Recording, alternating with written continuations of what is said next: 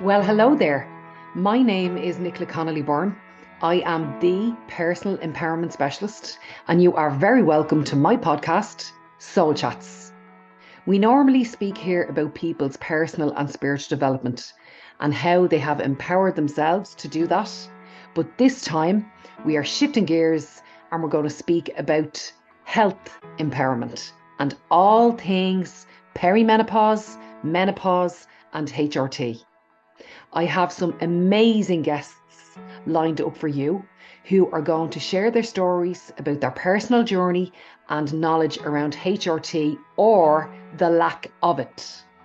Please bear in mind, we are not medical professionals, so we are not offering medical advice.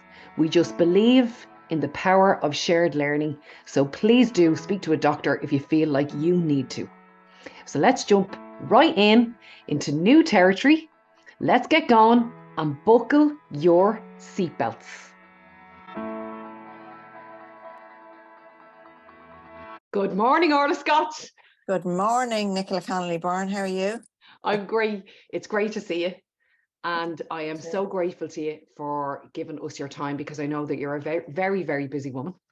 And not at all. It's my absolute pleasure, because I could talk about this particular subject for forever. Forever. Here's your sister. Let me give the listeners your background and your little intro, right? Yeah. Orla Scott specialises in organisational development, strategic leadership, and transformational change for teams, leaders, and individuals. That's me. So that's a fairly hefty statement there, Orla. It is. Yeah, but it's work I really enjoy doing, Nicola, and I've been doing it now for so many years. And Are you? How long are you in this industry, Orla? Oh, about 20 years. Since Jesus was a baby. Since Jesus was a baby, exactly. So it's something that I'm really passionate about, because it really has an impact. And I think there's a huge need for it at the moment, because leaders are going through a huge amount themselves. Yeah. And they're just looking for that sort of reflective space and somebody who can challenge them and support them. Yes. Because they gave so much of themselves. Yeah. During the pandemic and over the last 2.5 years. And now there's a sense of the chickens are coming home to roost. Yeah. So they need to start looking after themselves. Yeah, I hear you. Yeah. I hear you. Yeah. If you're in this industry that length of time, Orla, yeah, and you're looking well on it, by the way. Thank you.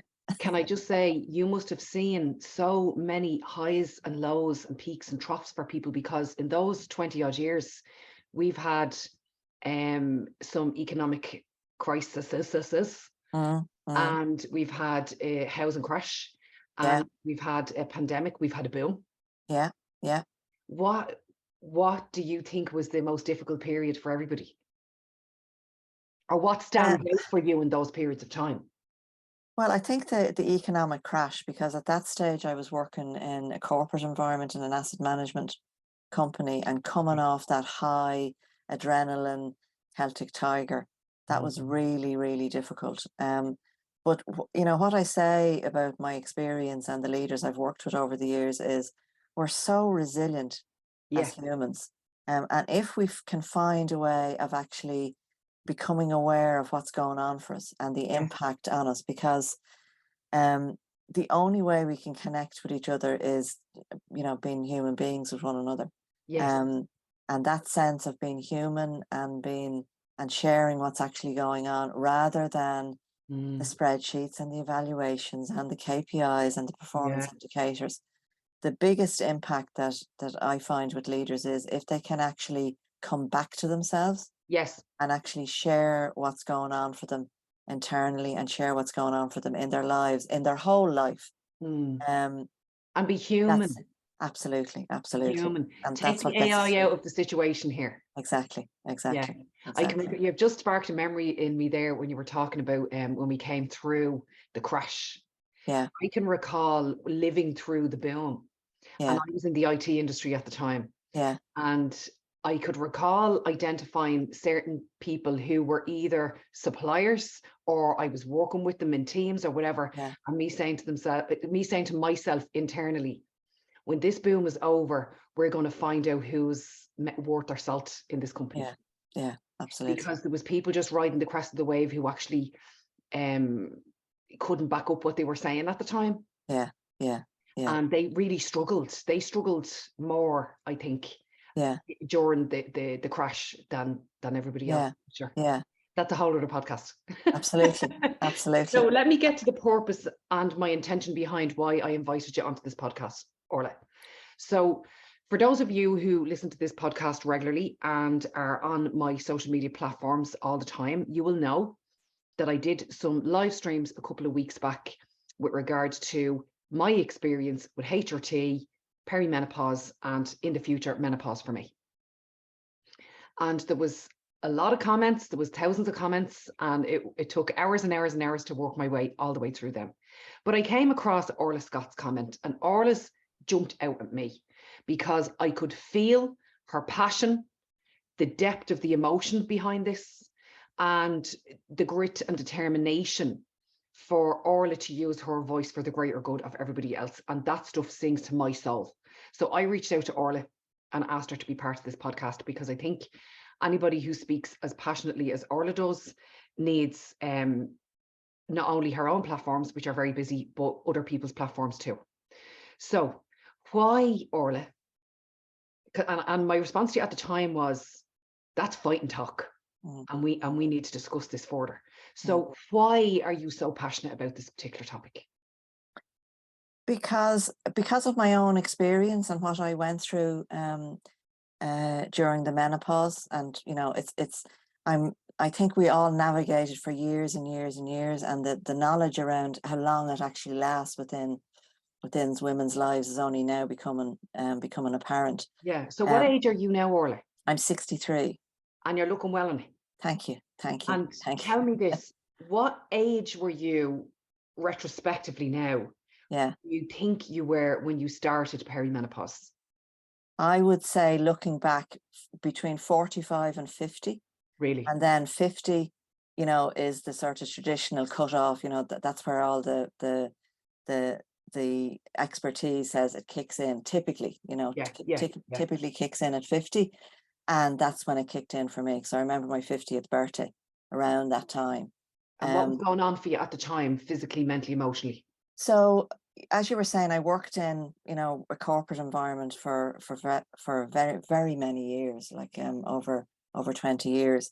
And I remember there was this particular seminal experience, and I worked in HR, and I was a global HR leader. And I remember there was a guy in my office, and we were talking about a very sensitive subject, and he had a different view on it. Okay. And I remember talking to him, and I was really trying to support him in understanding what was going on, his reaction to it, the company's reaction to it, etc. And I remember flushing from my toes up to the top of my head. And I remember saying to myself, he thinks I'm lying to him. Oh, Orla. And it was just one of those seminal experiences where I thought, I'm not having this. I'm not having this. This has to be sorted. And the other part of me, and this is going to Orla, sound, before you move on to this point, can I just say, I never thought of it like that. Yeah. And I can remember it still. Yeah. And I'm so pleased that you said that, because there'll be other women who find themselves in that exact same position right now. Yeah. That will be able to identify and feel validated by the fact that you've said that. Yeah. Okay, so and it's a really strong memory, and I thought, I'm not having this. And even before that, Nicola, one of the things, and this is going to sound quite vain, but I remember my grandmother lost nearly all of her hair. And it's only now that I'm looking back, I'm thinking, hang on a minute, that was to do with menopause. Yeah. And I remember my hair thinning, and it was just a really big thing for me. Yeah, your hair is your crown and glory. Exactly. And I'm always complimenting your hair, because you have the whole asymmetrical thing going on. Yes, exactly. So, and I remember even before the menopause kicked in, that I was noticing my hair was thinning. So that was, and I remember going and seeking treatment for that, but I never made the connection ever. In my mind, it was just something, you know, it was hereditary. It was, I didn't want to end up like my grandmother, Yeah. who, you know, was an absolute angel. Um, but, you know, struggled with that.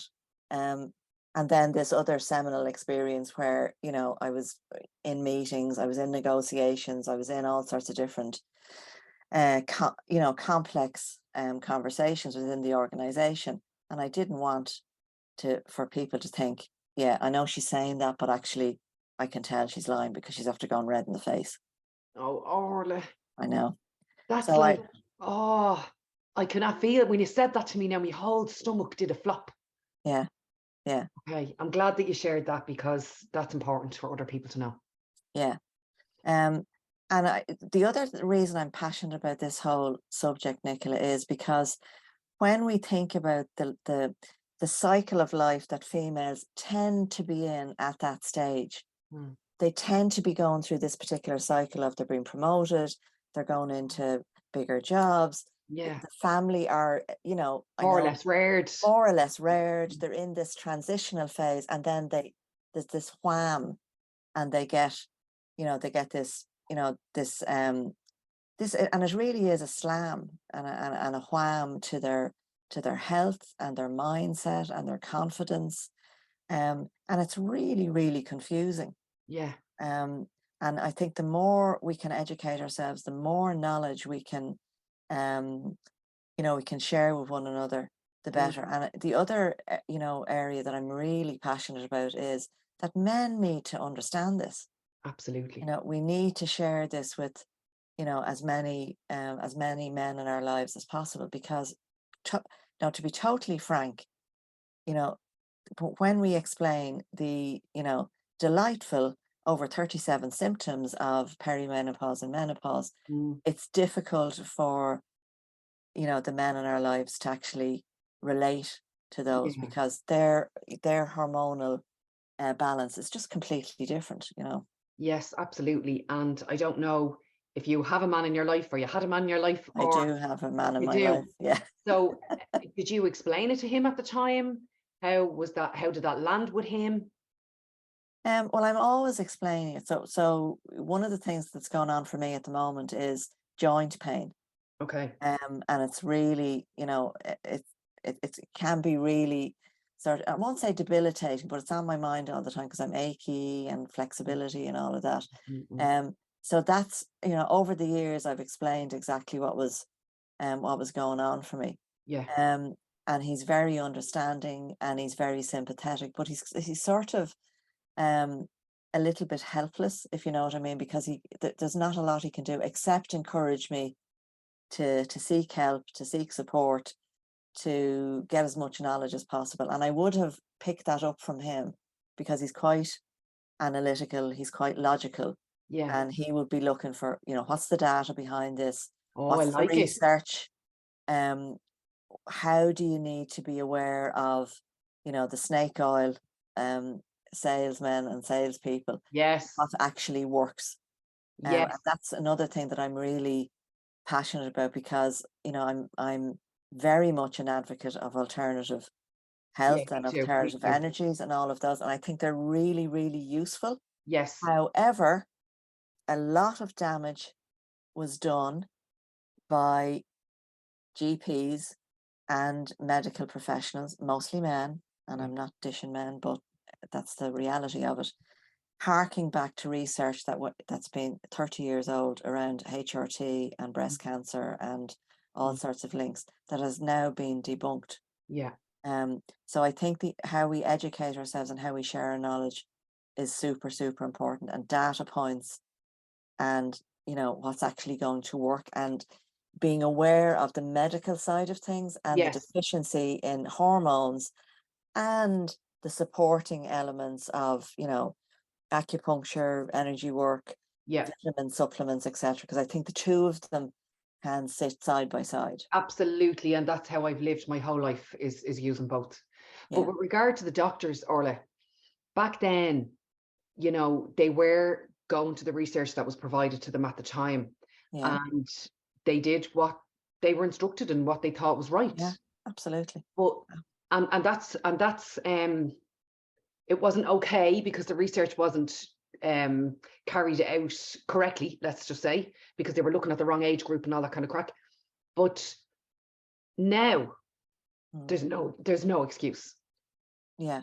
There's no excuse, because the new research is available. Everybody is talking about it.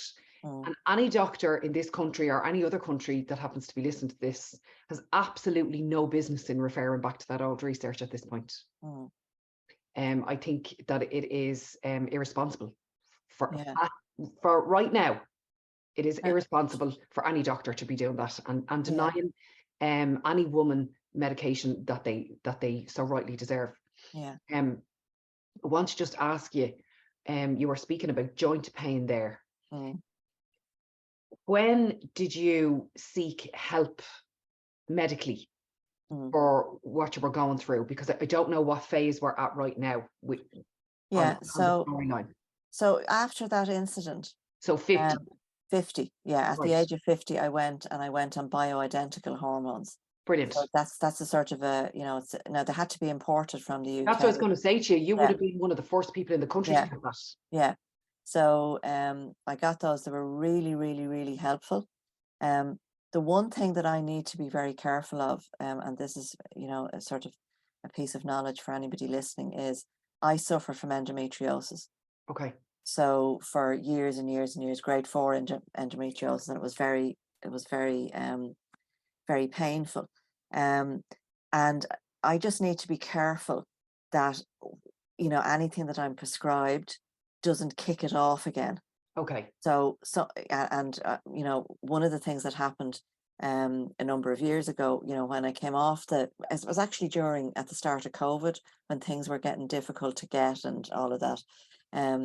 And the doctor I was seeing at the time took me off the bioidentical hormones and put me on another set of hormones, which didn't agree with me, and kicked off the endometriosis again, because actually what you're doing is you're kicking your system back in again. So I just need to be careful about that. I need to monitor, etc. And what was the reasoning behind the change, Orla?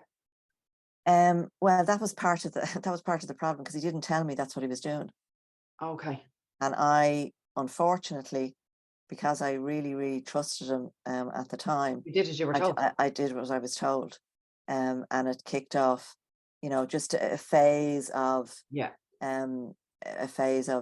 endometriosis kicking off again. But now everything has settled down, and it's, I'm seeing a great specialist. And one of the things, that I found, Nicola, is that it's impossible for GPs to know everything, and it's impossible for them to know. I agree with you. There's so many things going on. They're general practitioners, general. Yes, exactly. We need specialists for specialized things. Exactly. So I would be absolutely advocating that anybody that's listening goes to a specialist, because the way I equate that, and I know GPs can be a little bit sensitive about this, about, well, I need to know exactly what you're doing, and I don't want to prescribe it, so you just need to push through it. And for me, that is totally unacceptable. As is, putting women on antidepressants, I know, which I think is immoral, unethical, etc., because they're being handed out like Smarties now, and that's not what's needed. It breaks my heart, Orla. It breaks my heart too. But what I would say around the sensitivity is, it's the equivalent of, your electrician getting really upset because you got a plumber in to look at your water pump. That's what it is to me. Like, why would I get upset about when you employ a specialist to look after something in that specialist area? And I think the two can coexist, and absolutely your GP needs to understand, what you're being put on, the protocol, etc. But the two of them can inform one another, and that's the way I manage it. Absolutely, as do I. Yeah. Okay, so you're 50, you get HRT. What do you get? So I got bioidentical progesterone, estrogen, and then I got testosterone as well. Okay. So even 13 years ago, you were taking testosterone as well? Yes. Yeah. Okay. Yeah. And you are still experiencing joint pain? Yes, and I think, I mean, part of this, everything can't be put down to the menopause. Yeah.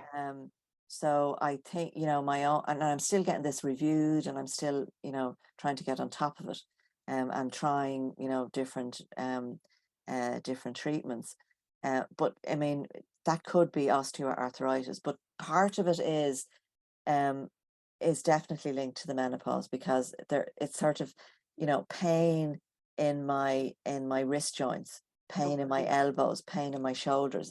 So it's sort of, and there, wrist pain and joint pain is one of the core symptoms. So I'm currently pursuing looking at collagen.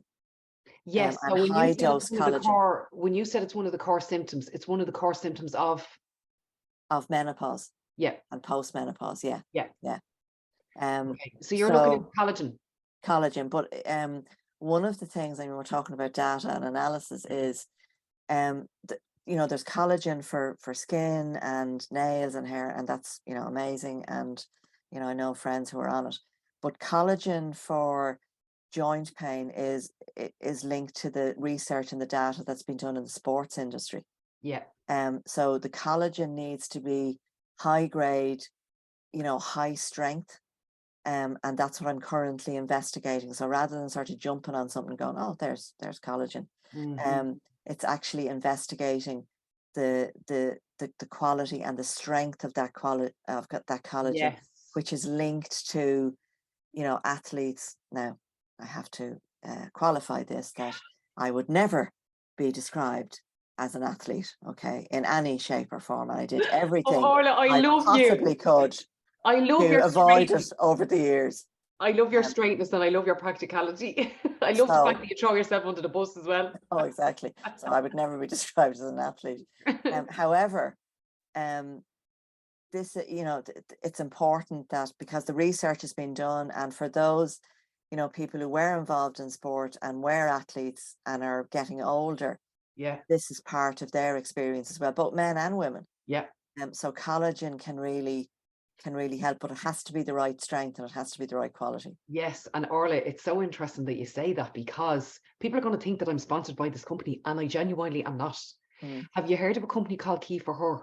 Yes, I have, and I'm investigating. I'm in active negotiations with them. I love it, because I interviewed them the other day for this podcast. Fantastic. So we are now speaking in the future, Orla, and Yes. their podcast will have already been released. Fantastic. So yeah, I did my own research on collagen, actually. Yeah. And the importance of, obviously, aesthetically, people look for collagen topically to put on their skin. Yes. In actual fact, that doesn't get to the part of the skin that you really need it to be in. Yeah. We need to be ingesting high quality collagen in order for it to have any effect on the plumpness of our skin. But that's not the reason why I'm taking it. Yeah. I'm taking it to keep all of the insides of me limber and together. Yeah. So that's my intention behind that. Yeah. So I'm in active negotiations with Key for Her, just to understand, because there's peptides in that collagen, and there's a particular ingredient. So I just want to pursue that. And the reason I'm doing that is because, and I'll throw myself under the bus. So when I'm desperate, and when women are desperate, we have a tendency, at least I have a tendency, to jump on ideas. Oh my God, yes, Sage. Oh my God, menopause. Oh my God, I'm going to get that. I could open a pharmacist with the amount of stuff I have in the cupboard, around looking at various solutions to this. Yeah. So, I'm just, at this stage, I'm just being really mindful and purposeful around what I'm looking at. Yeah. Slow down and actually understand what works, rather than, because as you said, it's very topical at the moment, and it's been over the airwaves, and there's books, etc., and that's all really useful, but it's actually getting down to the nitty-gritty of what what works. You see, we're not going to buy any dead donkeys at this stage. No. And as you just said there, and you can apply this to personal development as well, desperate people do desperate things. Yeah. And people can throw money at a situation thinking that it's going to fix it. Yeah. When in actual fact, sometimes it doesn't. No. No. So you are 100% right, Orla, to take, and as our Marina would say, as my Marina would say, Nicola, let's take a considered approach. Exactly. So I'm being very considered. Well, Marina be delighted with you. Considered approach. I get given out to for that all the time. Because I'm always, project-wise, I'm always like, yeah, now let's do this and let's get on to the next project. Like we're finishing off the next one. Yeah, you guys do that. I'll move on. Yeah. That's just the excitement and the entrepreneur in me. But what advice, if you could just give us your top 3 things for all women of all ages to take into consideration if they think that they are perimenopausal or if they're in full-blown menopause, from your chair today and from all of the information that you've gathered over the years, what would you say? If you could have them all in front of you, what would you say to them? The first thing I would say would be to be really forceful. Okay, so one of the things that we tend to do as women, and particularly when we're going to see a GP or a specialist, is we go, if we talk about 2 or 3 days before we're going, we're collecting a range of symptoms, and then we go into the room and they say, how are you? And we go, grand. Okay. So it's really this sense of being very forceful, writing down all the symptoms. Don't be afraid to have a symptoms list as long as your arm, because all of these are relevant, and to really go in and make their point around exactly what's impacting on them, and the sort of when that kicks in. Is it a particular time in the month? Is it, when particular things happen? And be very, very forceful around what's actually going on for them. And don't be fobbed off by, just take sage and you'll be fine. Okay? Because I'm a big sage advocate, you won't be fine. Okay? So it's being forceful, it's being informed, it's having as much knowledge as possible and doing the research. And it's also, being in, get involved in some forums where other women are sharing their knowledge and their wisdom. And the other area that I would be very keen on is that, from an overall health perspective. So if we talk about the food we're eating, are we eating enough protein? Are we eating enough fats? Are we, if we hark back to our earlier times when we were on, all sorts of crazy diets and the fad of the day.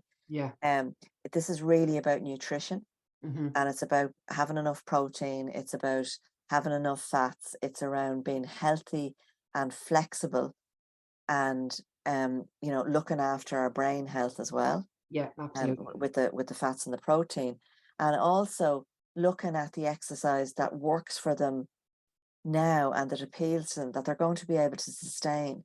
So the crazy, because one of the things that I found with myself and with other women is we sometimes fall into this displacement theory. So in other words, we're not feeling great, etc. So we displace it with something else that's going to keep us it's going to keep us from thinking about, like, training for a marathon, or I'm going to do a 10K race, or I'm going to go vegetarian, or I'm going to so it's this sort of, because I'm uncomfortable, I just want to sort of put my energy and my focus on something else. Avoidance and and distraction. Avoidance and distraction. And filling the hole with something that is not the right size. Exactly. So it's really around, the 3 things are around, as I said, being forceful, but making sure that you have as much knowledge as possible, participating in, forums that are going to keep you informed, that are going to give you the knowledge and the wisdom that you need,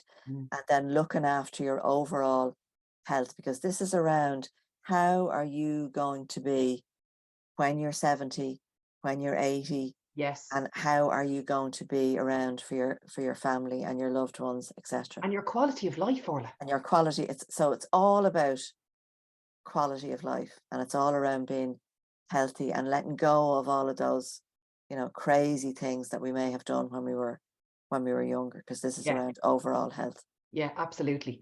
I want to bring us back to when we're sitting in the waiting room of the GP surgery. Mm. So, Orla, you and I are not backwards and coming forwards. No. We've no problem in using the tongue that's in our heads. Mm. But unfortunately, the majority of women that I have dealt with really don't have that sense of, I deserve to take up this space on planet Earth. Okay. So I want us to visualize what it would be like for a woman who is nervous, who feels unheard, who feels, what's the opposite of validated? Not valid. Well, obviously not validated, but there's another word that's on the tip of my tongue and I can't think of it. Invisible. Invisible. Good word, Orla. And I want us to just think of the days that we're sitting in the surgery and the person who went in 20 minutes ago is still in there talking. Mm. And we might be sitting outside going, geez, they're taking a long time. Mm. That person deserves to take that amount of time. Mm. And so do you. Mm. Absolutely. So when you get to that surgery, arm yourself with information. Mm. Know that you have the army of the 10,000 come behind you. You're not on your own. You have the army of the 10,000 come behind you. We're all with you. Okay. Ask your questions. And I don't want any woman who's listening to this feeling like, I better hurry up because there's people behind me. Mm. You deserve the time. You deserve to get the medication that you need. And you might not need HRT, but you deserve to be listened to. So I'm just making a plea to all women who are listening to this, that you deserve to take the time. You deserve to take up the space. You deserve to be heard and understood in all of your glory, in all of your granular detail on the information that you're going to be bringing in with you. Because if you don't do it, and if you don't take up that space, you're going to leave that surgery feeling worse than when you went in, because you're not going to come out with the answers that you're looking for. Yeah. Does that make sense, Orla? Absolutely agree. And one of the things that I would add, Nicola, is that, you know, some of the symptoms we can sort of brush off, you know, like, and they can be really sensitive, like, you know, vaginal dryness and, you know, libido and all of that. And what I would encourage women to do is really to sort of open ourselves up to that, of just talk, you know, it's from a GP perspective or a specialist perspective, it's just one of the symptoms. Do you know what I mean? That they've heard it all before. They've heard it all before a million times. Yeah, they've heard it all before. So I know tell you, the lads have no problem going in. No. They have heard it all before. My doctor told me. Yeah. You know, I'm fortunate enough that I have a great working relationship with him now. Yeah. But it's really important that you take up the space in your life. Absolutely. And you fill your boots and own it and know that you deserve it. Yes. Because what you believe you deserve is exactly what is served. And I want all women to take that home with them. Yeah. Orla, it was an absolute pleasure to speak to you. The pleasure is all mine. As you can tell, I'm really passionate about it. And my invitation and my plea to all listeners, but particularly female listeners, is to really, and I know this sounds a bit sort of, you know, highfalutin, is to step into their own power and actually you know, share what's going on for them, and don't be afraid to keep pushing through, and don't be fobbed off, you know, because this is your reality, and it's your body and it's your future, and therefore, you know, taking that for yourself and actually stepping into that is so hugely important. And it's not only hugely important for ourselves, Nicola, it's important for our daughters, for our nieces, for those young women who are coming up, who, you know, I don't want anybody, I don't want my nieces, you know, Brian and myself don't have children, but I don't want any of my nieces or any of the females associated with my life to have to go through the same thing of not being understood, of being fobbed off, of being, you'll be grand. Absolutely. It's our responsibility, Orla, to widen the staircase for everybody now. Absolutely. Yeah. So how can we get in touch with you if anybody wants to reach out to you? Well, if my website is www.orlascott.ie, and my email is orla@orlascott.ie, and I'm all over Orla. Facebook and LinkedIn, etc. So I love it. I love it. You kept that real simple. orlascott.ie. I love it. Orla, take it easy. Fantastic. Thanks. Nicola, it's been a pleasure. And I'm so grateful to you for your time, because I know that you're more than welcome. You're more than welcome. Take it easy, honey. Bye. Bye. So guys, I really hope that you enjoyed that podcast as much as I enjoyed recording it. If this is something that you're interested in, keep an eye out for future podcasts or the previous ones that I've just released. And if you would like to continue your personal or spiritual development journey with me, I would be absolutely delighted to have you, and so would my team. Check out my website, nicolaconnollyburn.com, and go to the personal development section and fill in the forms and join one of the groups, either Soul Steps or Soul Works. We'll see you there. Take it easy. Slán.